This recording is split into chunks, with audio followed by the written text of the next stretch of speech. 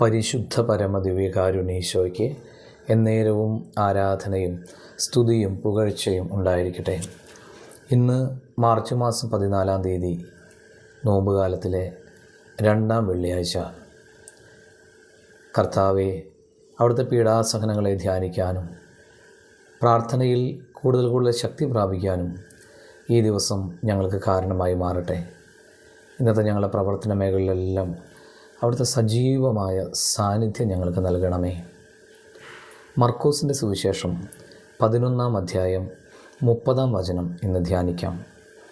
യോഹന്നാൻ്റെ ജ്ഞാനസ്നാനം സ്വർഗത്തിൽ നിന്നോ മനുഷ്യരിൽ നിന്നോ? ഉത്തരം പറയുവിൻ. ദേവാലയ ശുദ്ധീകരണം നടത്തിയ കർത്താവിൻ്റെ അധികാരത്തെ ചോദ്യം ചെയ്ത ജനപ്രമാണികളോട് കർത്താവ് ചോദിക്കുന്ന മറുചോദ്യമാണ് ഇന്നത്തെ വചനം. എല്ലാം അറിയാം എന്ന് അഹങ്കരിച്ചിരുന്നവർക്ക് ഒന്നും അറിയില്ല എന്ന് പറയേണ്ട ഗതികേട് വന്നു. നിയമങ്ങളും പ്രവാചക വചനങ്ങളും മുഴുവൻ അറിഞ്ഞിരുന്നിട്ടും ക്രിസ്തുവിനെ തിരിച്ചറിയാൻ അവർക്കായില്ല. അഹങ്കാരം ഒന്നുകൊണ്ട് മാത്രം. ദൈവവചനങ്ങളുടെ പൊരുൾ കൃത്യമായി മനസ്സിലാക്കിയിട്ടില്ലെങ്കിൽ നമുക്കും ഇതേ അവസ്ഥയുണ്ടാകും.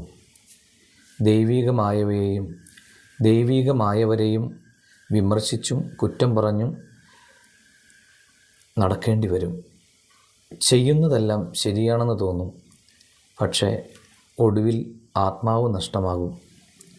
നമുക്ക് നമ്മുടെ ആത്മാവിനെയും മറ്റുള്ളവരുടെ ആത്മാക്കളെയും രക്ഷിക്കാൻ ഉതകുന്ന വിധത്തിൽ ജീവിക്കുവാനുള്ള കൃപ തരണമേ എന്ന് ഇന്ന് പ്രാർത്ഥിക്കാം.